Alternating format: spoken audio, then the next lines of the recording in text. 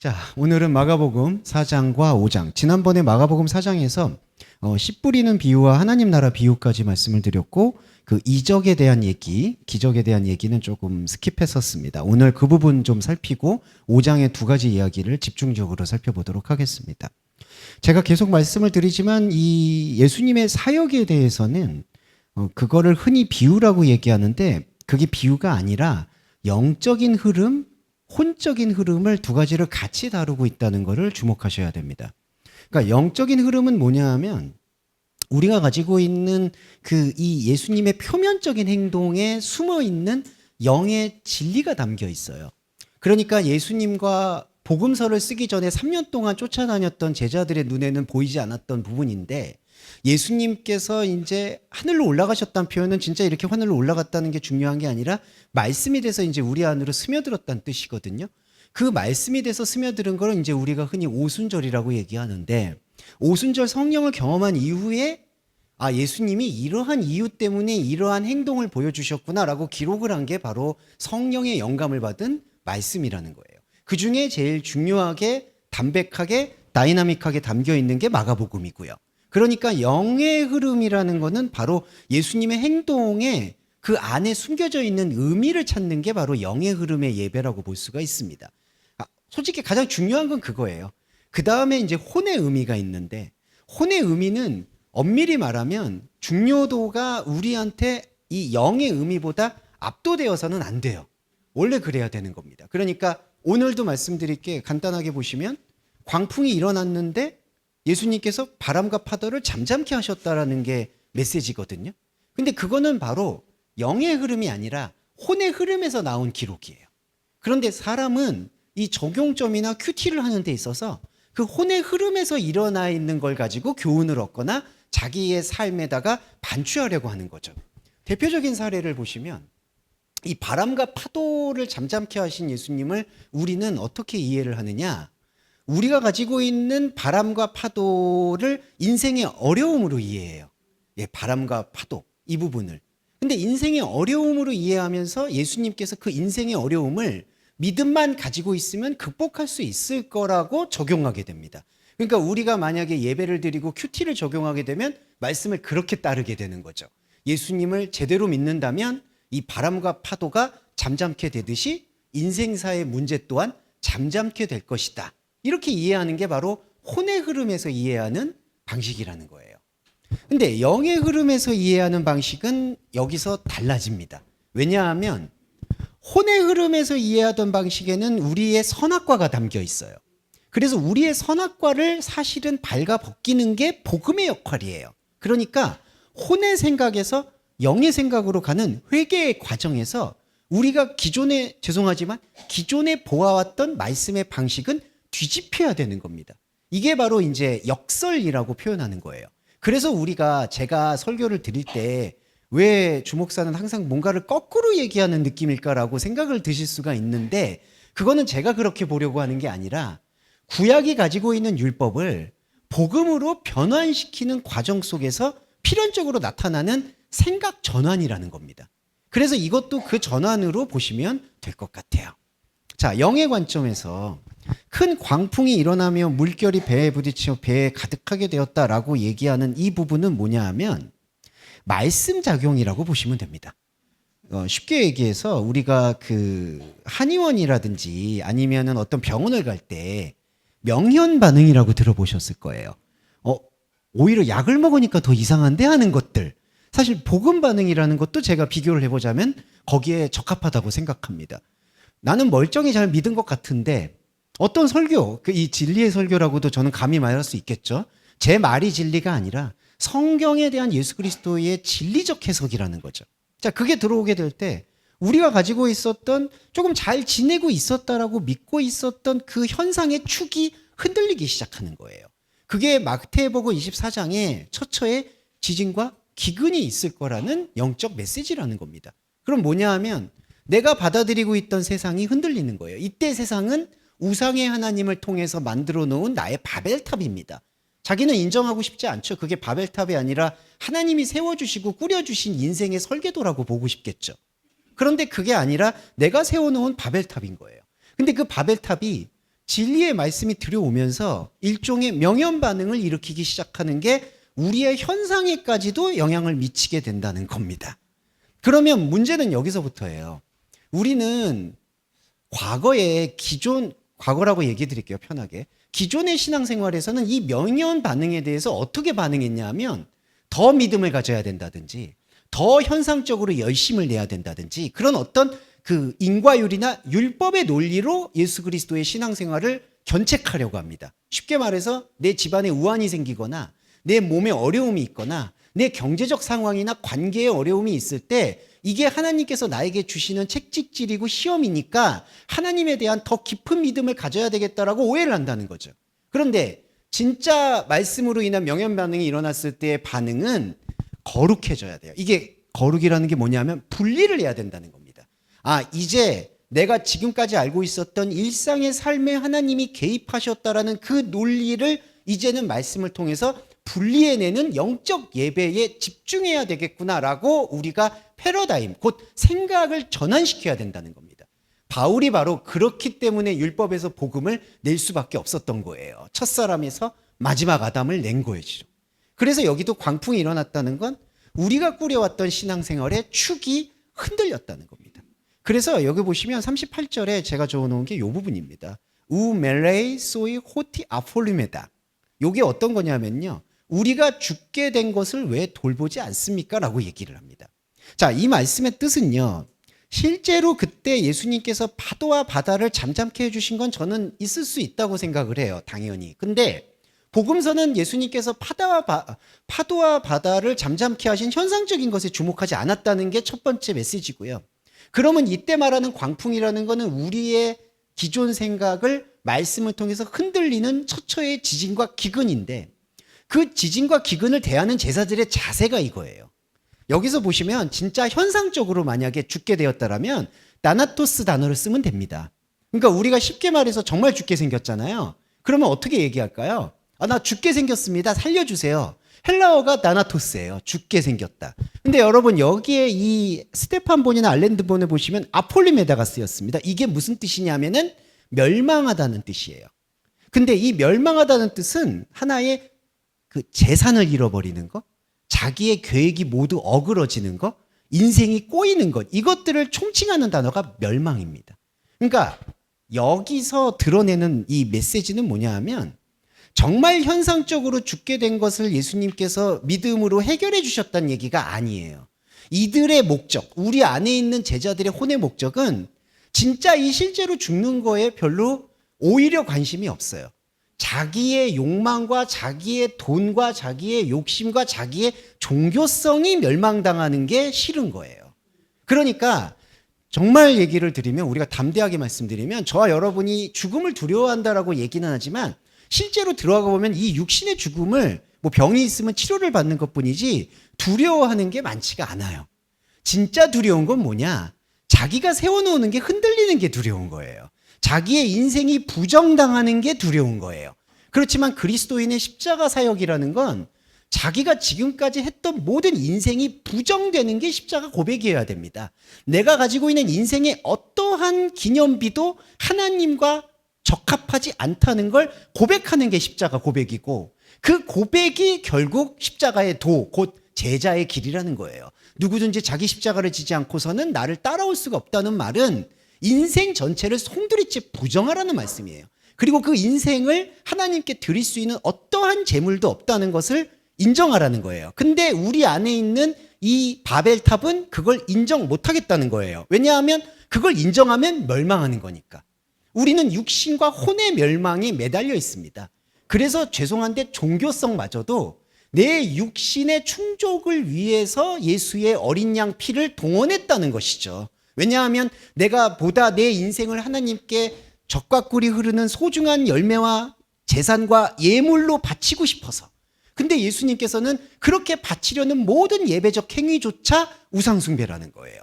그게 십계명의 나 외에 다른 신을 섬기고 있는 작태라는 거죠. 그래서 예수님은 여기서 진단하는 바는 이들의 속마음, 우리 안에 있는 속마음을 드러낸 거예요. 냉정히 얘기 드려서 실제로 바다가 파도가 넘쳐서 죽을 때 그 죽음이 무서운 게 아니에요. 자기가 지금까지 쌓아왔던 자기의 모든 생각과 업적과 기념이 부정당하는 게 싫은 거예요. 그래서 왜 멸망하는데 당신은 가만히 있느냐는 거예요. 자, 볼게요. 예수님께서 만약에 정말 여기서 육신의 옷을 닫았다고 생각해 보세요. 그렇다고 예수님의 사역이나 예수님의 말씀이 실패가 아니라는 겁니다. 여기서도 십자가가 되는 거예요, 여러분. 여기서 이렇게 허들러 이 십자가에 매달렸다고만 십자가가 아니에요. 예수님의 복음이 다 우리 안에서 스며들면 그게 십자가인 거예요. 그러니까 여기서 만약에 크로노스가 멈춰도 십자가예요. 그런데 이 모든 걸 버리고 쫓았던 제자들이 만약에 여기서 멈춘다. 육신의 죽음이 억울할까요? 그게 아닙니다. 베드로의 예를 들면 모든 재산을 버리고 내가 가지고 있는 모든 종교성을 예수에게 우상숭배했던 그게 부정당하는 게 못내 원망스럽고 억울한 거예요. 그러니까 우리의 삶도 마찬가지입니다. 우리의 인생을 뭔가 천국을 가야 된다든지 우리의 인생을 하나님께 영광을 돌려야 된다든지 그 종교성도 허무한 것이며 내 인생이 뭐라도 남겨야 되겠다고 발버둥 치는 것도 허무한 것이라는 거죠. 그러니까 우리가 볼 수 있는 진짜의 교훈은 사람은 혼적 자아는 육체가 죽는 걸 두려워하는 게 아니다. 오히려 그 안에 자기의 존재가 이 땅과 세상에서 완전히 부정당하는 게 두렵고 그걸 멸망이라고 보는 거고 예수님이 그 멸망을 면해 주시는 구원자로 생각을 한다는 거예요. 이게 아주 잘못된 착각이고 오해죠. 예수님은 오히려 이 세상에서 우리를 멸망시키러 오신 거거든요.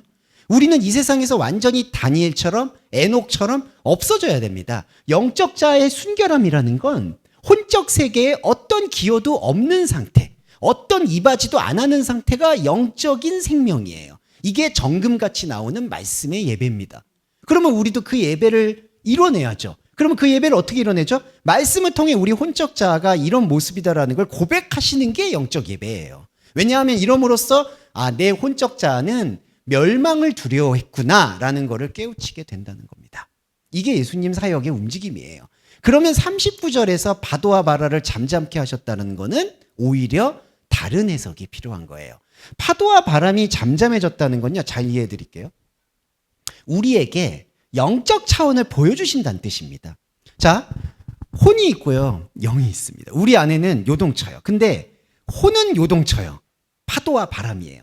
예수님께서 파도와 바람을 잠잠케 하셨다는 영역은요. 냉정히 얘기하면 혼의 영역이 아니라요. 혼의 영역을 우리에게서 비늘을 벗기시고 우리한테 내 안에 있는 영의 영역을 보여주신 거예요. 영의 영역은 다니엘의 사자굴의 채식처럼 영의 영역에서는 혼의 파도와 바람에 전혀 영향을 받지 않는 온전한 평화 상태를 보여주시는 겁니다. 그리고 이게 왜 평화냐 하면 이 혼의 영역의 요동침을 잠잠케 해서 평화가 아니라 혼의 요동침이나 처처의 지진과 기근이 나의 영적인 자아에게 한 터럭도 영향을 미칠 수 없다는 걸 깨우치는 게 복음이라는 거예요. 그러니까 이것만 잘 이해하시면 우리는 복음의 생명나무를 먹을 수가 있습니다. 뭐냐 하면 현상의 파도와 바람을 잠잠케 해서 영의 평화를 발견하는 게 아니라는 거예요. 현상은 죄송한 말이지만 잠잠해질 수도 있고 더 요동칠 수도 있어요. 더 아수라장이 될 수도 있습니다. 그러나 그 아수라장이 되든 평화롭든 그 사태와 상관없이 우리 안에 있는 영의 모습은 완벽한 잠잠함 속에서 하나님과 나와의 합의를 경험하고 있다는 거예요. 이게 바로 파도와 바람이 잠잠해진 영적 기적이라는 거죠. 그러니까 우리가 말씀을 영으로 받아들이면 지금 현상에서 계속해서 파도와 잠잠, 파도와 바람, 물론 인간은 약하기 때문에 하나님께서 그거를 치료해 주시기를 바라죠. 그리고 어떤 의미에서는 하나님께서 배려해 주셔서 우리의 말씀 보는 눈을 위해서라도 그 환경을 잠잠케 해 주실 수는 있습니다. 하지만 여러분 말씀을 볼 때는 내 현상을 잠잠케 해주시는 걸 여기다 적용하면 안 된다는 거예요. 예수님의 진짜 복음에서의 파도와 바람의 잠잠함은 영의 세계의 침묵을 말한다는 거예요. 그러면서 40절에서 말하는 거예요. 왜 두려워하느냐. 자, 예수님께서 복음서에서 자꾸 두려워 말라는 걸 얘기하시는데 그거는 우리의 감정과 결행에 대한 두려움을 얘기하는 게 아닙니다. 그게 무슨 뜻이냐면 두려워 말라라고 이 말을 들어보세요. 그러면은 뭐죠? 뭐 담담하고 담대한 마인드를 가져야 된다고 생각하죠. 뭐 허리를 굳게 동여매고 담대해져라. 그래서 우리가 보시면 제가 비하하는 게 아니라 기도원 가면은 갑자기 무슨 제자 훈련이라고 해서 새벽에 그 굴 같은 데 들어가서 기도하라고. 예, 예, 예. 저도 한번 가본 했다가 안 했어요. 그랬더니 믿음이 없는 자요. 이렇게. 믿음 없죠. 난 그런 믿음 필요 없는 것 같아. 그러니까, 아니, 왜 밤에 무서워 죽겠는데 막 고라니 소리 들리고 막 그런데 너무 무섭잖아요. 트라우마 생기잖아요. 예, 저도 워낙 겁이 많은 사람인지라. 근데 그거를 이제 어떻게 독려하느냐. 제가 조금 위학적으로 말씀을 드렸지만 이 삶에 있어서 두려워하지 말고 부딪혀서 하나님의 복음을 증거하라고 가르친다는 거예요. 근데 그게 무의미해집니다. 왜 무의미해지냐면요. 자, 그냥 노방전도 예를 들게요. 노방전도를 해서 하나님의 마음의 담대함을 얻어요. 근데 죄송한 말인데 그 담대함은 진짜 하나님이 원하시는 두려움이 없는 영적인 담대함이 아니에요. 자기 자아를 키우는 거예요. 그래서 제가 죄송한데 일례로 노방전도를 예를 들었지만 여러 신앙생활들이 이 양면의 칼처럼 우리의 발목을 붙잡는 게 그렇게 해서 우리는 마인드 컨트롤을 해서 나의 어떤 혼적인 담대함은 키울 수 있어도 오히려 그 혼적인 담대함이 다른 지체나 다른 사람을 판단하고 심판하고 정죄하는 도구가 돼버리는 겁니다. 목사님들이 대표적인 사례예요. 왜냐하면 그래도 목사님들은 신앙훈련을 자기네들은 평신도보다 많이 받았다고 생각을 하거든요. 근데 그 신앙훈련이 뭐냐? 이 현상적인 두려움을 잊으려는 기도였다는 거예요. 그러니까 예수님이 우리 제자들한테 왜 무서워하느냐 두려워하느냐 이 얘기는 뭐냐 하면요. 여기 두려워한다는 뜻은 뭐냐 하면 말씀을 왜 현상적으로 생각하느냐는 뜻입니다. 이 퍼버스, 두렵다라는 단어는 감정적 용어일 수도 있지만 현상적으로 하나님에 대한 경외심을 가지라는 표현이에요. 이게 히브리어로 야레라는 뜻이거든요. 그러면 하나님에 대한 경외심은 우리는 어떻게 가져야 될까요? 이 거룩한 신비적인 감정으로 갖는 게 아니죠. 말씀을 통해서 혼에서 영을 관절에서 골수를 찔러 쪼개야지 그게 거룩이라는 거예요. 그러니까 우리가 열심히 기도하고 향불 피우고 11조를 하고 헌금을 해서 하나님께 거룩함을 입증하는 게 전혀 아니라는 거예요. 그거는 두려운 거예요. 두려운 종교입니다. 두려운 종교는요, 예수의 피도 구약의 어린 양처럼 사용하는 게 두려움이에요. 두려워서 믿는 거예요. 천국 가려고 믿는 겁니다. 근데 여러분 아시겠지만 천국이라는 건 우리 안에 있어요. 시간의 문제가 아니에요. 말씀이 곧 천국이에요. 여기가 천국이고 여러분 안에 있는 영적 자아가 천국이에요. 다른 천국은 없어요. 다른 천국을 생각하는 게 다른 복음이에요. 그러니까 제자들한테 예수님이 왜 두려워하냐. 그러니까 파도와 바람이 막 물결 쳐도 내가 있는데 왜 두려워해. 이게 아니에요. 만약에 파도와 바람은 현상적으로 계속 갈 수도 있어요. 예수님이 말씀하시는 무서워하느냐, 왜 두려워하느냐는 거는 왜 내가 가지고 있는 복음을 영의 관점에서 보지 않고 있느냐라는 탄식이라는 거죠. 그래서 우리가 이 탄식을 받아들이면서 이 뒤에 구장, 너희가 왜 믿음이 없느냐. 이 믿음은 뭘까요? 우리들의 두려워하지 않는 믿음, 현상적으로 어떤 예수님을 철두철미하게 믿는 믿음, 그게 아니라는 겁니다. 그냥 결론을 말씀드리면 이 믿음은 말씀이에요. 말씀. 내 안에 들어와서 창세전에 예비되었던 우리의 영적 자아를 하나님께서 메리트, 언약을 통해 예비하셨다라는 그 사실을 발견하는 말씀, 그게 믿음입니다. 그 믿음에는 동의나 신뢰가 아니에요. 자, 이것도 말씀드릴게요. 우리는 믿음이란 단어를 들으면 믿는다라고 생각하죠. 신뢰한다고 생각하죠. 근데 진짜 그리스도의 믿음이라는 건 부정이에요. 이거 내가 믿을 수 있는 성질이 아니구나. 이거 내가 못 믿었구나. 못 믿는 게 맞는 거예요. 우리의 혼과 우리의 생각과 우리의 현상이 받아들일 수 없다는 거를 인정하는 거. 그게 진짜 믿음입니다. 그러니까 믿음을 내가 당신이 믿음이 있습니까 없습니까 구원파에서 그런 식으로 얘기하는데 그런 믿음은 하든 소용이 없다는 것을 우리는 우리 안에서 담대하게 얘기해 줘야 돼요. 오히려 의심의 눈으로 이 복음을 들여다봐야 됩니다. 왜냐하면 복음은 일단 표면적으로 현상으로 쓰여졌기 때문에. 네, 이 부분을 얘기하는데 41절엔 제자들이 반응이 전혀 다르죠. 여기서 두려워 또 해. 여기서 봐요. 왜 두려워했냐. 근데 여기서 이들이 심히 두려웠다는 건요. 감정이 두려워서만이 아니라 예수님의 사역을 현상적으로 놀랍게 더 칭송하는 거예요. 그러니까 그가 누군데 바람과 파도도 순종하는가. 예수님은요. 현상적으로 바람과 파도가 잠잠해지는 거에 관심이 없어요. 놀라운 거는 관심이 없는데 현상적으로 잠잠해졌다는 거예요. 자, 여기서 중요한 거는 우리의 숙제는 현상적으로 잠잠케 하신 예수님의 기적에 주목을 하느냐, 아니면 예수님의 진짜 마음과 관심사에 주목을 하느냐는 거예요. 예수님은 우리가 물질이 많아지든 적어지든 여기 관심이 없어요. 단지 그러면 여기서 왜 현상적인 바다와 바람을 순종케 하셨을까? 잠잠케 하셨을까? 말씀을 더 들어야 되니까. 아직 안 찬 거예요. 지금 제자들한테 충분히 설명이 안 된 거예요. 예수님이 우리의 현상과 혼을 다스려 주시거나 케어해 주시는 것도 바로 그거 딱 하나입니다. 우리의 영이 아직 눈을 제대로 못 뜨고 있고 어린아이처럼 아장아장거리니까 우리의 영의 문을 열려고 그분은 어떻게 해서든지 우리를 끌고 가려고 하신다는 거예요. 근데 우리의 눈은 죄송한 말인데 저도 반성이 되는 게 자꾸 현상에 꽂힌다는 거예요. 이 관성이에요. 관성. 지겨운 관성. 아, 예수님이 그래도 나 낫게 해주시겠지. 이 문제를 해결해 주시겠지. 이 문제 해결해 주시면 내가 또 열심히 해야지. 저도 맨날 도돌이표예요. 그렇지만 그 도돌이표인 자아에도 불구하고 제가 담대하게 여러분과 나눌 수 있는 건 그거는 나의 혼의 딜레마, 혼의 모순이지만 영은 저는 이제 여러분과 담대하게 이 파도와 바람의 잠잠함은 영적인 세계의 무감각함이다. 이거를 설명드릴 수 있을 것 같습니다. 여기까지가 파도와 바람의 잠잠함이었고요. 자, 돼지떼를 볼까요?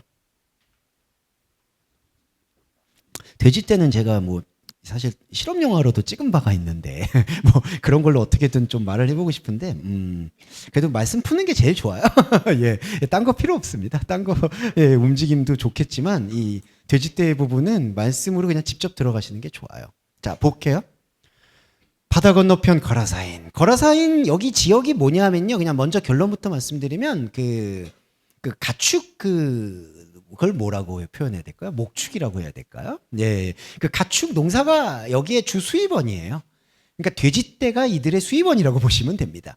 돼지떼가 바다에 들어가서 몰살하면 이들은 재산이 없어져요. 네. 왜냐하면은 돼지떼가 죽어버리면 1년 농사도 망치는 거예요. 그러니까 예수님 보고 나가라고 하는 거예요. 자기들의 유익이 영적인 유익, 혼적인 유익이 안 되면요. 예수님이 기적을 일으킨 게 아무 소용이 없어요. 자, 예를 들어 볼까요? 아까 파도와 바람도. 예수님이 만약에 가만히 있다가 파도와 바람을 일으켜 보세요. 그 기적을 좋아할까요? 예수님 기적이십니다. 그거 배척하죠. 왜냐하면 나한테 유익이 안 돼요. 파도와 바람이라는 거를 세상적으로 적용해 볼게요. 예수님께서 나의 삶을 치신다고 생각을 해보세요. 그거를 예수님은 전능하시니까 하실 수 있으니까 그거 어떻게 반응할까요? 두 가지 반응이죠. 나 이런 예수님 안 믿을게. 아니면은 예수님이 나한테 지금 뭔가 잘못했다라고 사인을 주시는구나. 더 열심히 해야지. 이거밖에 안 나와요. 이게 바로 잘못된 생각이라는 거예요. 그러니까 거라사인들은 지금 돼지를 키우고 있고요. 돼지가 재산입니다.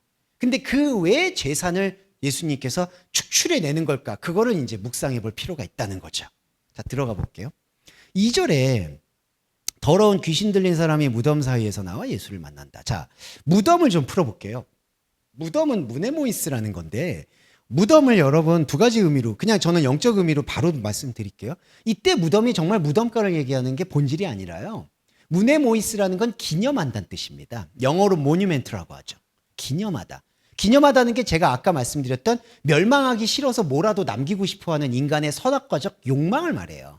그러니까 더러운 귀신 들린 사람이 거라사인 지방이라는 곳에서 무덤에 있다라는 것은 이 무덤은 기념을 하는 곳이고 기념을 하는 곳은 거라사인들이 먹고 살고 나아가려는 혼적인 자리를 말하는 거예요.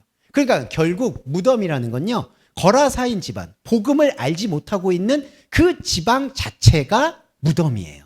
예. 이 무덤은 완전히 하나님을 잃어버리고 하나님이 없는 다른 것을 세우려고 하는 상태를 말한다는 겁니다.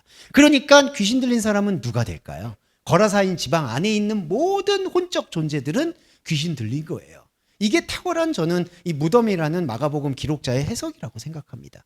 그러니까 여기 보세요. 쇠사슬로도 맬 수 없고 쇠사슬에 매었어도 고랑에 깨트리고 아무도 그를 제어할 힘이 없고 그는 무덤과 산에서 소리 지르며 돌로 자기의 몸을 해치고 있었더라. 이렇게 표현을 합니다. 자, 이 귀신 들린 자의 두 가지에 대해서 설명을 드릴게요. 제 블로그에도 잠깐 적어놨으니까 나중에 혹시 보시면 되는데요. 두 가지가 뭐냐면요. 이게 진짜 슬픈 건데요. 나는 귀신 들린 사람이에요, 솔직히. 나는 귀신 들린 사람이고, 저예요. 죄송해요. 진짜 죄송해요. 여러분도 귀신이 들려 있어요. 근데 그 귀신이 들려 있다라는 사실을 인정을 하면서도 인정을 못 해요. 이게 인간이 가지고 있는 이 지옥의 수레바퀴인데, 왜 그러냐 하면, 내가 귀신이 들렸다는 건요, 이 귀신이 들렸다는 기준은 누가 맞냐? 율법사들이 해요. 저 사람이 율법에 어긋난 일을 했을 때 귀신 들렸다, 불결하다, 저 사람은 죄인이다라고 규정을 합니다. 근데 그 율법은 하나님이 주신 게 아니라요, 하나님이 주셨던 말씀을 표면적으로 적용하는 율법이에요. 그러니까 그건 복음이 아니에요. 근데 복음이 아닌 사람이 다른 복음을 가지고 다른 복음을 갖고 있는 사람을 판단하고 심판하고 정죄해서 저 사람이 귀신 들렸다라고 말하는 거예요. 그러니까 이렇게 보면 폭탄 돌리기가 나는 귀신이 안 들렸고 저 사람은 귀신 들렸다고 규정한 거예요. 근데 여러분, 무서운 게 저 사람이 귀신이 들렸잖아요. 저 사람이 귀신이 들린 건 율법을 어긴 거잖아요. 그러면 언젠가 나도 율법사든 바리새인이든 서기관이든 나도 율법이 기준이 높아졌으니까 율법을 어길 수 있다는 거예요. 그럼 자기도 귀신 들린 자가 언제든 될 수 있다는 거예요. 그러니까 오늘은, 어제는 이 사람이 귀신 들린 사람이지만 내일은 내가 귀신 들린 사람이 언제든 될 수가 있다는 거예요. 그러니까 이게 잠재적으로 다 귀신 들린 자예요. 그러면서 이게 어떤 그 중에 뭐가 난 사람이라든지 특별하게 못된 사람들, 뭐 이렇게 현상적으로 악한 일을 행한 사람들을 때려잡는 데만 혈안이 된 거예요. 여기서 마귀가 나온 겁니다. 다시 해석해 볼게요. 우리가 사탄 마귀 쫓아내잖아요. 뭐 귀신 쫓아내잖아요. 그럴 때 말하는 게 뭐죠? 내 안에 귀신 들렸다고 얘기할 때 나는 귀신이 안 들렸다고 생각하고 내 안에 귀신이 들렸으니까 그 귀신을 쫓아내달라고 얘기를 해요. 근데 그게 아니에요. 안타깝지만 하나님 없는 나는 귀신이에요, 솔직히. 이게 귀신이라는 게 뭐냐면요, 그냥 허상을 붙잡고 있는, 다이모니온이 허상을 붙잡고 있는 사람이에요. 우리 보세요. 영이 없이 혼만 떠돌아다니면 이게 뭐죠? 유령입니다, 유령. 예, 그런 유령으로 살다 유령으로 끝나버리는 거예요. 그러니까 귀신이죠. 마귀는 뭐냐면요, 이 디아볼로, 마귀는 이 귀신처럼 허상을 붙잡고 있는 걸 강화시키는 존재예요. 마귀가 미혹한다는 뜻이거든요. 미혹이라는 게 뭐냐면 자꾸 어트랙티브, 매력을 발산해서 이게 허상이 아니야, 이거는 지금 잘 살고 있는 거야, 이건 잘 가고 있는 거야. 그게 마귀 사탄이에요. 사탄은 하나님으로부터 완전 등을 돌린 상태. 마귀는 이 텅 비어있는 유령 같은 다이아모니온 귀신을 붙잡고 유혹하는 상태. 그러니까 두 가지 양태는, 나는 귀신 들렸다라고 얘기해서 다른 사람들 눈에 보일 때 판단하고 정죄하기 좋은 먹잇감을 찾아서 귀신 들렸다라고 얘기하고, 나는 귀신 안 들렸다고 얘기하고, 나는 99마리 양이라고 얘기하고, 저 인간은 한 마리라고 얘기하고, 그랬다가 어느 순간 자기가 99마리 양이 될까봐 자꾸 힘을 쫓는 거예요. 대수, 그러니까 대세라고 하죠. 그러니까 현상적으로 야, 저기도 복음 얘기하는 것 같아, 여기도 복음 얘기하는 것 같아. 그게 바로 귀신 들린 자의 형태라는 거예요. 그래서 죄송한 말인데 영의 자아의 말씀을 발견을 못하면 그 모든 건 귀신이라는 거예요. 이게 그렇습니다. 그래서 여기 보시면 지극히 높으신 하나님의 아들 예수여, 이렇게 얘기하는 게 어떤 고백일까요? 이게 왜 이렇게 고백을 할까요? 이 귀신도 알아본다? 그게 아니에요. 이 예수가 오잖아요. 예수가 현상적으로 오잖아요. 예수의 현상적인 기적이 들렸잖아요. 그러니까 귀신 들린 자들은, 이 거라사인 지방 모두는 그를 지극히 높은 하나님의 아들이라고 얘기하는 거예요. 근데 이게 진리의 고백이냐? 아니에요. 자기가 생각할 때 제일 높은 거, 제일 먹음직한 거, 선악과죠. 제일 입기 좋은 옷, 이게 지극히 높으신 하나님의 아들 예수라는 거예요. 그러면서 맹세하고 나를 괴롭히지 말라. 이거는 왜 그럴까요? 바로 죄의식입니다. 이게 아주 복잡하지만 중요한 케이스예요. 왜 이 귀신은, 귀신 들린 자, 우리는 하나님 앞에 맹세하고 나를 괴롭히지 말라고 해야 되는 걸까? 자, 저와 여러분 안에 선악의 충동이 있습니다. 내 안에 하나님을 향하고 있는 걸 선하다고 생각해요. 그리고 내 안에 하나님이 아닌 결핍을 악하다고 생각해요. 그래서 예수님을 만나요. 예수님을 만날 때 우리 여러분 참회 기도 기억하시죠? 나는 하나님을 잘 믿고 있지만 내 안에 있는 다른 나가 잘 못 믿고 있어요. 이 귀신 쫓아주세요라고 기도하는 거예요. 이거예요. 내 안에서 하나님, 나는 당신을 알아봤어요. 이거는 자기는 귀신이 아니라고 얘기해요. 근데 이것도 귀신인 거예요. 근데 자기의 선악과에서의 선을 쫓는 귀신은 살려주고, 선을 쫓지 못하고 탈락되어야 될 결핍의 귀신들은 쫓아달라고 하는 게 하나님 앞에 맹세하고 나를 괴롭히지 말라고 얘기한다는 거예요. 그래서 어렵지만 구절이 나옵니다. 이 이름을 물어봐요. 레기온, 군대니라고 됩니다. 군대. 이 군대라는 게 뭘까요? 제가 아까 말씀드렸죠. 군대는요, 그러니까 이런 어떤 현상적인 군대를 얘기하는 것만이 아니라요, 우상을 세우고 그 구상 앞에서 머리를 조아리는 상태가 군대예요. 구세군 여러분 아시죠? 구세군이 그냥 그걸 그렇게 코스프레 한 거예요. 이게 좀 비난하는 게 아니라요. 그러니까 하나님이 군대의 수장이고 우리는 그 군대의 졸병이란 뜻이에요. 그런 게 구약에 어디에 유래했냐? 마라나타라든지 오시옵소서라든지 마하나임. 우리는 하나님의 군대다라고 얘기하는 거예요. 근데 군대의 문제는 뭐냐면요. 군대의 문제는 복종이에요. 이게 말씀하고 완전히 달라요. 말씀은요, 하나님은요, 복종을 원하지 않아요. 하나님은 당신과 여러분과 하나가 되기를 원해요. 근데 우리가 그걸 감당하기 싫은 거예요. 혼적자는 바벨탑을 세워서 저 높은 곳을 우러러 봐야지 마음이 놓이는 거예요. 내가 저 높은 자리에 있거나 아니면은 저 높은 자리에게 조공을 바쳐서 내가 이 자리가 유지가 되거나 이게 군대예요. 그러니까 거라사 지방을 비롯해서 우리 모두 귀신 들린 존재인데 혼적자는 이 혼적자는 군대를 닮은 거예요. 그리고 그 군대의 왕이 마하나임의 왕이 예수가 되기를 원하는 거예요. 그리고 마하나임의 예수가 십자가를 얘기할 때 뭐냐? 우리의 죄를 씻어주는 우리의 더러운 귀신을 쫓아주는 수단과 방법이 되어야 된다는 겁니다. 이게 완전히 잘못된 피의 굶주린 기독교예요. 그러니까 여기서 완전히 결별이 돼야 된다는 거죠. 그걸 결별을 시키려고 예수님이 복음서에서 이런 걸 끄집어내는 거예요. 이름을 물어본 거예요. 군대다. 이 거라사가 모두 군대예요. 우리 안에 뭉쳐 있어요. 그래서 보세요. 돼지의 큰 떼가 보이고 돼지에게로 들어가고 돼지가 바다로 몰사합니다.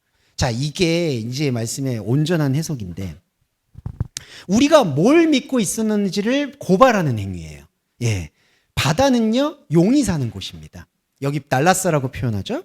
달라스 맞을 거예요. 잠깐 확인해 볼게요.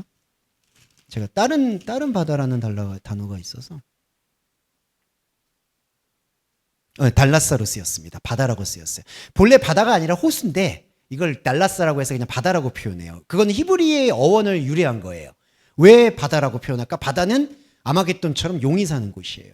그래서 인간이 욕망으로 꿈꾸는 곳이에요. 인간의 욕망. 근데 참 이상한 게 바다도 물이잖아요. 근데 물은 원래 진리예요. 말씀이에요. 근데 말씀이 모이니까 바다가 돼요. 여러분 창세기 둘째 날 셋째 날 들어보셨죠? 바다에 모인 물은 바다. 그리고 모이지 않는 건 땅이라고 얘기해요. 그 땅은 진리 땅을 얘기하고요. 모인 물이 바다가 모였다는 게 군대예요. 그러니까 하나님의 복음은 완전히 다 흩어내는 거예요. 인생을, 삶을, 내 혼을. 그래야지 영이 나와요. 근데 이 영이 나오는 게 두려워서 혼을 모으는 게 바로 바다예요. 그 바다에 돼지가 들어가요. 그럼 뭐냐? 예수님께서 우리들의 재산을 축내려고 이런 걸 보여주시는 거냐? 그게 아니라 너희들이 믿고 있는 하나님, 너희들이 믿고 있는 예수가 바로 이 꼴이다라는 걸 보는 거예요. 우리가 가지고 있는 건 두 가지가 최악인 게 하나는 바다고요. 하나는 돼지떼예요. 바다는 뭐냐 하면 없는 걸 섬기는 상태예요. 왜냐하면 바다는 용이거든요. 용은 여러분 보시면 없는 거예요. 그러니까 우상은 원래 없어요. 다른 복음은 없어요. 근데 사람은 그게 현상적으로 있다고 믿고 있다고 효능이 있다고 보니까 거기다가 다 숭배하는 거예요. 거기에 모인 거예요. 죄송한데 교회도 거기에 모일 공산이 너무 커버린 거예요. 그 바다에. 그러면 두 번째로 돼지는 뭐죠? 우리의 물질적 욕망을 뜻해요. 그러니까 바다는 잘못된 교회예요. 잘못된 교회에 없는 다른 복음의 용이 있어요. 그 용에게 우리의 돼지를 헌납하는 거예요. 돼지는 욕망이에요. 그러니까 보세요. 이게 헌금이에요. 죄송해요. 헌금 얘기해서. 만약에 이게 헌금이에요. 이 헌금은 그냥 물질이잖아요. 근데 내 안에 종교적인 욕망이 있어요. 그 욕망은 없어요. 다른 복음. 그러니까 영으로 아무것도 없는 거예요. 아무것도 없는 거에다가 내가 가지고 있는 물질을 갖다 바치는 거예요. 그러니까 거라사 지방들이 지금까지 하고 있는 꼴이 우리의 혼적자가 하고 있는 꼴이 이거예요. 없는 하나님한테 충성, 봉사, 헌신해 왔다라는 거예요. 이게 예수님께서 폭로한 돼지떼의 본질이에요. 그러니까 이 욕망이 들통이 나니까 보세요. 간구해요. 우리 지방에서. 이게 제가 첫 번째 말씀드렸죠. 아포토 오리온 아우톤. 이 지방이라는 뜻이 상징적인 게 뭐냐 하면 내 터전을 말합니다. 이것도 아까 처처의 그 지진과 기근, 바람과 파도와 동일한 의미인데요. 이 지방이 어떤 걸 얘기하느냐? 내가 뿌리박고 살 수 있는 걸 얘기해요. 근데 이거는 종교도 예외가 아니에요. 내가 마음 붙이고 종교 생활할 수 있는 것. 그래서 여러분, 저희 동서말씀교회 변명하려는 게 아니라 저희 교회 이렇게 계속 얘기하면은 안 되지만 별로 정이 없잖아요. 예, 아니, 저는 정이 있으려고 많이 노력을 하지만 사람의 노력은 한계가 있습니다. 제가 아무리 시실거린다고 해도 여러분이 뭐 만족하시겠어요? 그랬다가 뭐 자꾸 이름도 까먹고 죄송해요. 그럴 수도 있잖아요. 그러면 이제 막 그 육체의 가시처럼 서운함이 밀려오시겠죠. 예, 저도 마찬가지고 왜 제가 뭐 이러지? 그게 지방이에요. 죄송한데. 근데 교회가 다른 착각을 하고 있는 게 교회는 사랑을 하는 곳이고 따뜻하게 맞이해 주시는 곳이고 그러니까 따뜻하게 맞이하고 서로 친교하고 이거는 당연히 좋죠. 근데 여러분 그게 교회의 코이노니아가 아니라는 거예요. 교회는 환대하는 곳이 아니에요. 죄송한데 각자가 광야로 나가야 되는 곳이에요. 단지 각자 광야로 나가 있으니까 혼에서 이탈이 돼 있으니까 너무 힘들 것 같아서 서로 배려해 주는 것 뿐이에요. 결국 각자 가야 돼요. 죄송한데 예, 각자 알아서 하셔야 돼요. 이게 예, 각자 알아서 안 하시면 제가 뭐 어떻게 할 길이 없어요. 예, 그러니까 여러분 이건 무책임한 게 아니라 오히려 하나님의 영적 권리를 말씀드리는 거예요. 그런데 거라사 지방에서 우상을 숭배하면서 자기들의 여러 가지 생존 수단인 돼지를 그 없는 우상에게 계속 갖다 바치고 있는 이 사람들은 여기서 오히려 벗어나야지 혼의 생활도 윤택하거든요. 근데 이 거라사 지방들은 그걸 원하지 않아요. 이 없는 거. 이 없는 하나님, 바다 안에 있는 용이 더 귀하고 먹음직해 보이는 거예요. 하나만 더 말씀드릴게요. 하나만 더 말씀드리고 쉬었다 할게요. 이 군대가 무서운 게 군대는 많은 거고요. 많은 건 현상을 뜻합니다. 그러니까 군대, 오클러스, 무리 이런 것들이 다 현상을 말해요. 현상은요. 혼적으로 만족을 줘요. 만족을 준다고 착각하게 만들어요. 근데 결국 만족도 아닙니다. 여러분 군대 안에서는요. 우리의 영이 자라날 길이 없기 때문에 언젠가는 저와 여러분이 귀신 들린 자가 돼서 버림받아요. 이 죄송한 말인데 교회에서도 버림받는 건 시간 문제입니다. 목사님도 예외가 아니고 성도님도 예외가 아니에요. 그 공동체는 오래 갈 수 있는 성질이 아니에요. 죄송한데.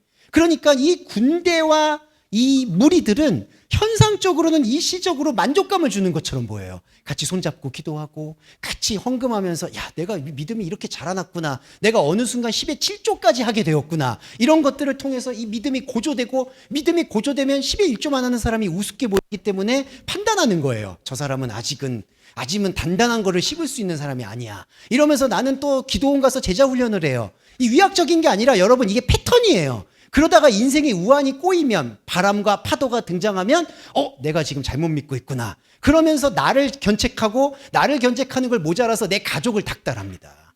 예, 이게 진짜 악순환이에요. 이 악순환. 근데 여러분 만약에 그러면 교회를 떠나면 이 지방이 떠날까요? 거기는 미생이란 드라마에서는요 이런 대사가 있죠. 이 조직은 여기는 진짜 힘들고 어렵지만 조직 밖에 나가면 지옥이라고. 자, 그래도 죄송해요. 그래도 유형교회 안에 있을 땐 예수님의 성경이라도 듣지. 어떤 분들은 야 그럴 거면은 교회 안 다니는 게 훨씬 나은 거 아니야. 그건 착각이에요. 교회 밖은 지옥 중에 지옥이에요. 예, 어떤 분들은 이런 말씀 복잡하니까 나는 그냥 아예 그러니까 말씀을 안 들을래. 그럼 끝이에요, 여러분. 거기에는 더 돌이킬 수가 없고 아예 폭주예요, 폭주. 그러니까 일단은 교회 안으로 들어왔는데 그 교회 안에서도 자기 지역이 있다는 거. 이게 말씀에 이 깊이 들어가는 이 중에 깊이로 저와 여러분이 함께 들어가야 된다라는 걸 말씀드리고 싶었습니다.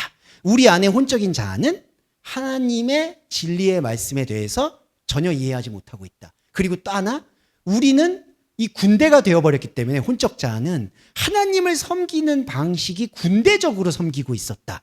근데 이거를 하나하나씩 다 풀어내야지 사실은 영의 진리가 보인다. 여기에 대해서 설명을 드릴 수 있었습니다.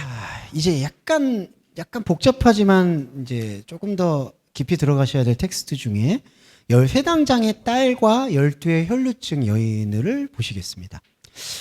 여기는요. 네, 여기는 회당장의 딸이 중요한 게 아니라는 거를 조금 더 유념해 드려야 돼요.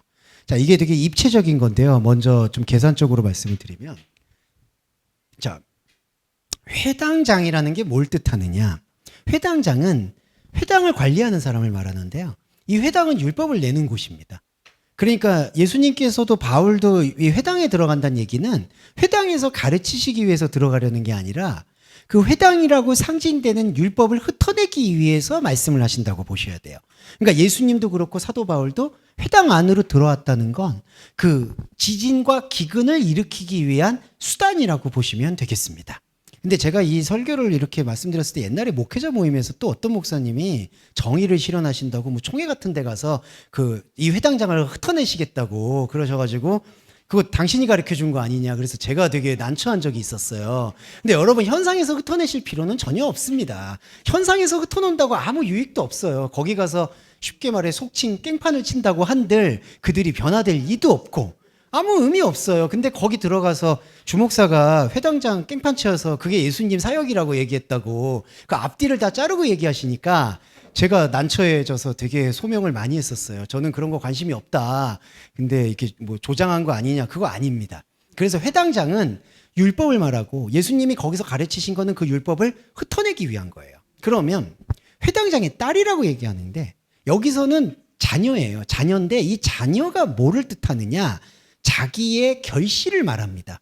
그러니까 눈에 보이는 딸을 얘기하는 게 본질이 아니에요. 회당장이 낳은, 율법들이 낳은 그 결실, 열매들을 딸이라고 얘기해요. 그리고 이 딸이요, 여러분, 미리 말씀을 드리면, 이 뭐냐 하면은 이 딸이, 이 단어가 여기, 제가 지금 계산적으로 봤는데, 요게 등장을 해야 되는데요. 네, 42절에, 여기, 죄송합니다. 42절 보시면, 에톤 데데카, 12살이 나와요. 12. 그러니까 자 볼게요. 이거 연결해 볼게요. 혈류증 여인도 12회예요, 여러분. 예. 그리고 딸의 나이도 12회예요. 이게 어떤 의미냐? 딸을 정말 12살로 설정하려고 하는 게 아니라 10이라는 숫자를 강조한 겁니다. 12는 유대인들이나 율법에 있어서 제자와 군대를 완성시키는 용어가 돼요. 12지파가 모이고 우리가 조직이 모이고 그래서 하나님한테 완벽한 조직이 되어지는 상태를 10이라고 봐요. 그러니까 인간이 하나님에게 완벽하게 갈 수 있는 짜임새를 10이라는 숫자 안에 묻어낸 게 히브리어 게마트리아예요. 그러니까 10이라는 것이 지금 갖고 있는 건 회당장이 낳은 율법의 열매를 뜻한다는 거예요. 그게 바로 딸입니다. 그리고 12의 혈루증 역시도 바로 이 12회라는 게 12지파의 상징을 뜻하고 있는 거예요. 그런데 자, 예수님의 이 사역의 탁월함은 12회를 혈류증을 알았다는 얘기는 뭐냐? 12지파 안에 인간이 가지고 있는 군대 안에 온전히 합류하지 못하고 있는 결핍을 뜻한다는 겁니다. 이 하혈을 한다라는 뜻은 불결하다는 걸로 해석을 하거든요. 그 왜 그렇게 해석을 하게 됐는지는 구약에서 그들이 가지고 있는 율법의 논리 때문에 그래요. 그러니까 이 불결하다라는 의미의 기준은 복음이 아니라 율법이 규정한 거예요. 그러면은 12회를 혈류증을 알았다는 것은 10이라는 하나님에게 영광을 돌리고 싶어하는 우상숭배의 숫자 속에서 한 번도 하나님을 기쁘게 할 수 없는 우리 안에 있는 결핍 상태라는 거예요. 그래서 이게 아주 예민한 건데 12회를 혈류증으로 알아온 여자가 이 예수의 소문을 이렇게 생각해요. 그새 히마티온, 그의 겉옷에만 손을 대어도 구원을 받는다. 자, 이게 여러분, 이게 이제 그 혈류증 앓고 있는 여자가 믿음이 그거라도 붙잡으면 믿음이 좋은 어떤 그런 소중한 믿음으로 미화시키는 경향이 있는데 그게 아니라요. 안타깝지만 이 12의 혈류증 앓는 여자도 우리 안에 있는 결핍이거든요. 그러니까 12 안에 온전히 합류하고 싶은데 온전히 합류하지 못하는 내 안에 있는 뭔가 하나님한테 회개 기도하고 뭔가 해결을 받아야 될 거. 그게 혈류증이라는 거예요. 그러니까 그 혈류증을 앓고 있는 여인, 우리 안에 있는 혼적자의 종교성은 이 겉옷에 손을 댄다는 게 뭐냐? 예수의 현상세계와 같이 연관을 짓고 싶어 하는 것. 예수의 현상의 능력과 같이 어우러지고 싶어 하는 마음이라는 거예요. 그래서 보시면 이 마음이 어떻게 되냐면 실제로 낫는 것처럼 보여요. 혈류 근원이 마름에 병이 나은 줄을 몸에 깨닫는다. 근데 여러분, 혈류의 근원이 마른다라는 이 의미가 뭐냐면 예수님의 복음인데 이게 회개 하이마타 근원, 피의 근원이 아예 말라 비틀어졌다. 그 표현이에요. 그 뜻은 뭐냐 하면 이거를 결핍으로 생각하는 것조차 예수님께서 말살시킨다는 거예요. 무슨 얘기냐 하면 피가 정말 멎었다는 걸 뜻하는 게 아니라 12로 편입되고 싶어 하는 그 마음 자체의 근원을 예수님께서 걷어치워버렸다는 얘기예요. 그러니까 보시면 이 계시록에서 24장로가 등장을 합니다. 그 저번에도 한번 설명을 드렸는데 그게 12장로의 완성이 아니라요. 이 12장로에다가 12장로를 더 얹혀가지고 이 장로 자체의 무의미성을 폭로하는 거예요. 민수기에 보시면요. 십계명도 그렇고요. 인구조사를 2번을 합니다. 왜 2번을 하느냐? 인구조사를 더 자세하게 하려는 게 아니라요. 우리가 하고 있는 인구조사가 얼마나 허망한 건지를 보여주는 행동이고요. 십계명의 돌판을 한 번 깨죠. 그리고 2번째 세우죠. 그것도 완전하게 세우는 게 아니라 이 잘못 알고 있는 율법이 얼마나 허망한 것인가를 보여주는 게 바로 아멘, 아멘의 방법론인 거예요. 그러니까 제가 첫 시간에 처음에 이걸 역설로 봐야 된다는 말씀은 현상을 현상으로 받아들이는 게 아니라 현상 안에 있는 영을 받아들일 필요가 있다는 거죠. 자, 그래서 혈육근원이 맞는다는 건 10이라는 숫자 안으로 들어가고 싶어하는 우리의 그 근원적인 통로를 아예 예수님께서 끊어버린 게 바로 혈육근원을 말라 비틀어지게 만든 거예요. 그럼 이게 어떻게 되느냐? 예수님은 너의 믿음이 너를 구원했다고 해요. 지금 이 믿음이요. 피스티스 수, 세도켄, 그 다음에 휘퍼겐, 에이스 에리넨. 자, 볼게요.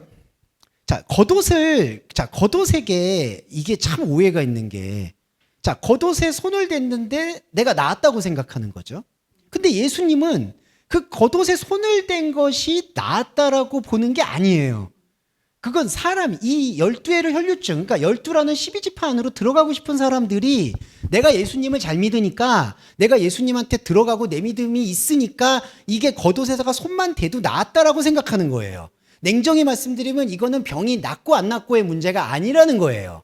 그러니까 12회 혈류증을 앓고 있는 여자는 냉정히 말하면 진짜 병이 난 게 아니에요. 진짜 질병이 뭘까요? 다른 복음에 사로잡혀 있는 상태잖아요. 근데 이 겉옷에만 손을 대어도 낫겠다라는 이 여자는 그냥 겉옷에다가 손을 댔다라고 자기가 생각하고 예수를 현상적으로 상관했으니까 나았다라고 믿는 거예요, 여러분. 실제로 여러분, 이 사람이 나았다고 해서 해결되는 문제가 아니에요. 왜냐하면요, 자, 말씀드릴게요. 이 혈류증이라는 것 자체가요, 기준이 없어요. 제가 문헌을 찾아봤는데 계속 하혈을 한다 이런 기준이 아니에요. 율법사들이 당신은 불결하다고 규정 지은 거예요. 그럼 규정 지은 사람, 율법에 의해서 규정 지은 사람이 율법에 의해서 해방됐다라고 하는 게 복음일까요? 아니라는 거예요. 그 나물의 그 밥이에요. 복음이 아니라 나는 이제 율법에서 자유로워졌다.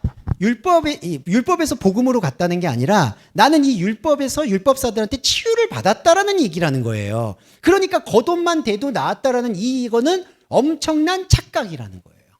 그러면 예수님께서 말씀하신 이게 뭘까요? 너의 믿음이 너를 구원하였다. 이 믿음은요, 너가 내 겉옷에 손을 댄 그 믿음을 얘기하는 게 아니라요, 너의 안에 있는 원래 믿음을 얘기한다는 거예요. 자, 저와 여러분 안에도 혼적인 자아는 12를 욕망을 해요. 10이라는 지파 안으로 들어가고 싶어하고 하나님의 완전한 지파가 되고 싶어해요. 그래서 예수 그리스도도 유다 지파라고 얘기하는 거예요. 그런데 예수 그리스도께서는 너는 그 믿음이 아니다. 로마서에 말하면 믿음에서부터 믿음으로 나가야 되는 거예요. 그러면 이 34절에서 너의 믿음은 뭐냐? 중요한데 딸이 겉옷을 혈류증 앓고 있는 여자가 겉옷을 붙잡는 그 믿음이 아니라 원래 있는 그 믿음. 원래 있는 그 믿음이 너를 구원한다. 그러니까 지금 이 믿음이 구원하는 게 아니라 이 미세한 차이를 알면 이게 달라집니다. 이게 엄청난 착각이 뭐냐 하면은 자꾸 그 소중한 믿음, 겉옷 옷자락이라도 붙잡으려는 믿음, 이런 믿음이 예수님의 긍휼을 이끌어낸다. 이게 바로 인간적 윤리라는 거예요. 인간적 감정입니다. 예수님 그런 긍휼 아니에요. 예수님의 긍휼은 언약을 기반한 긍휼이에요.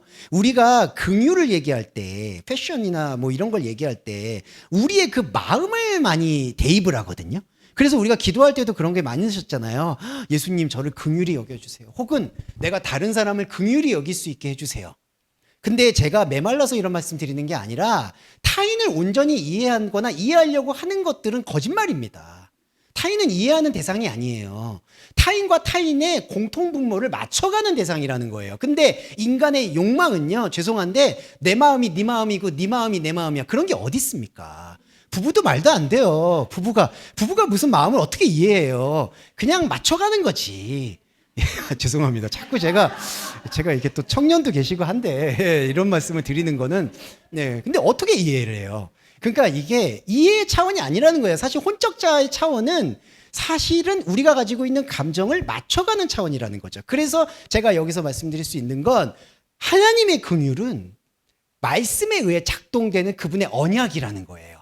그러면 우리도 우리의 긍휼은 어디에서 찾아야 되나요? 말씀의 차원에서 그 긍휼을 길어 올려야 되는 거예요. 그래서 딸아, 너의 믿음이 너를 구원하였다. 평안히 가라. 이거 평안히 가라는 뜻이 아니라요. 휘파게 에이스 에이레네. 영을 만날 수 있는 연결 장소로 가란 뜻이에요. 명령이에요. 저희들도 영을 만날 수 있는 곳, 에이레네라는 게 내 혼이 영에게 연결되는 걸 뜻하는 거예요. 예수 그리스도는 우리의 평화, 에이레네. 이게 뭘까요? 예수 그리스도가 육신으로 오셔서 우리 육신 생각에서 육신 생각으로 머무르는 게 아니라 육신 생각에서 영의 생각으로 우리를 연결해 주셨잖아요. 그러니까 여기서 평안히 가라 이렇게 번역하면 곤란한 거예요. 평안히 가라는 게 아니라 이제 너의 믿음, 우리 안에 있는 창세적 믿음을 발견하면서 에이레네, 하나님에게 연결되어 있는 나의 복음을 들으라는 얘기예요. 이게 바로 진정한 건강입니다. 휘파게. 예. 그렇게 말씀드릴 수 있겠고. 자, 그리고 보시면 여기서 죽은 것이 아니라 잔다. 자, 이게 뭐냐? 죽은 것이 아니라 잔다라는 얘기는 제가 이거 시간이 좀 지났으니까 다음에 조금만 더 설명해. 다음 장에서 이게 좀 자세하게 설명이 되는데요. 간단하게만 말씀을 드리면요. 자, 이게 왜 그러냐면 잔다와 죽었다는 얘기가 이거를 우리가 우리라고 얘기해서 죄송합니다. 근데 이해를 하게 될 때 어떻게 이해를 하냐면요. 죽었다는 거는 끝났다라고 생각을 하고 자고 있다라는 거는 이게 끝난 게 아니다라고 보는 거예요. 그런데 예수님은 이거를 거꾸로 얘기를 해요. 자, 죽었다라는 걸 왜 강조를 하느냐? 사람은요, 죽지 않기 위해서 죽음을 얘기합니다. 이게 뭐냐면 아까 멸망하고 똑같아요.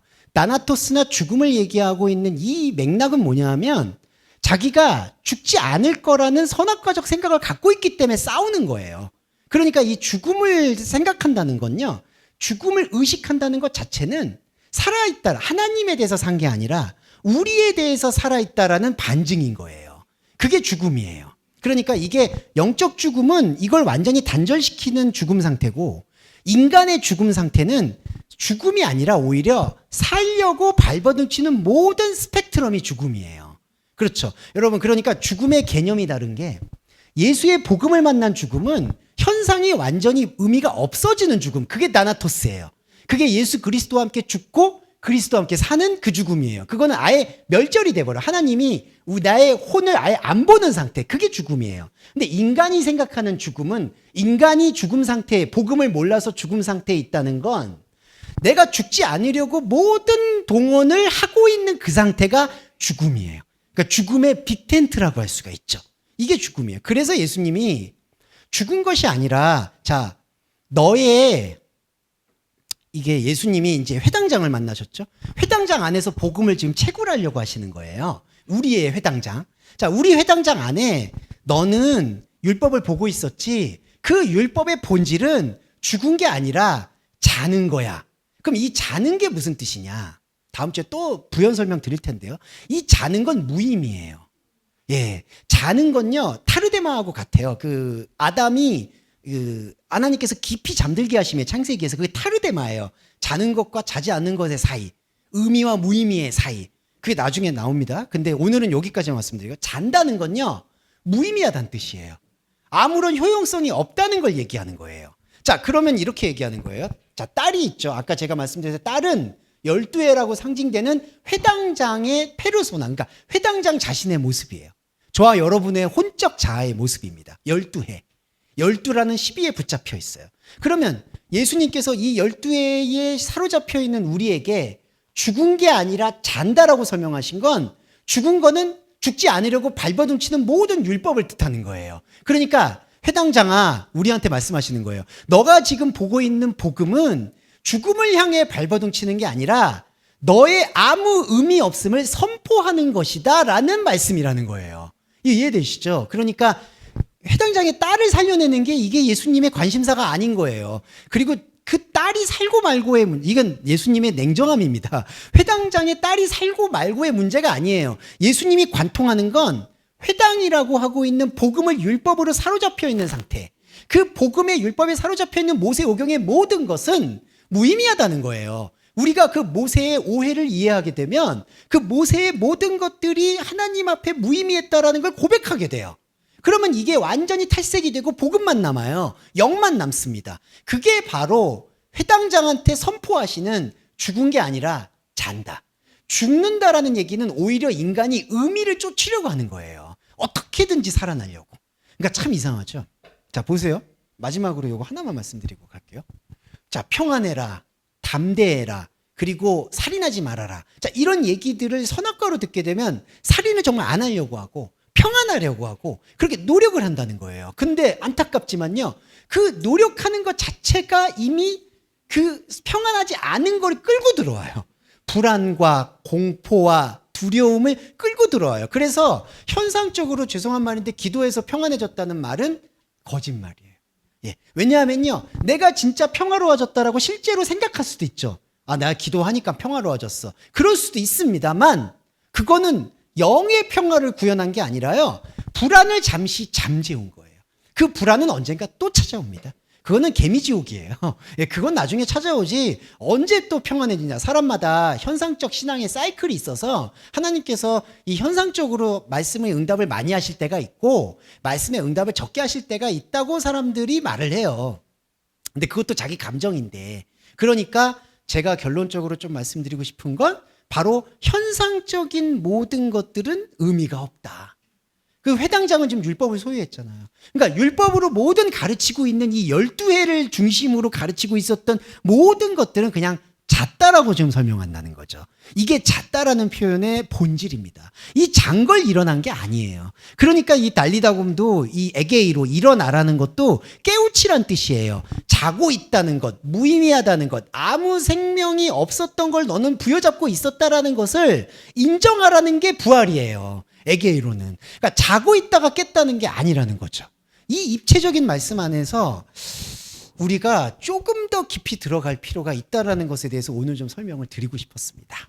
네, 이 부분까지 좀 설명드렸네요. 네, 오늘 그럼 정리기도하고 주기도문으로 말씀 마무리하도록 하겠습니다.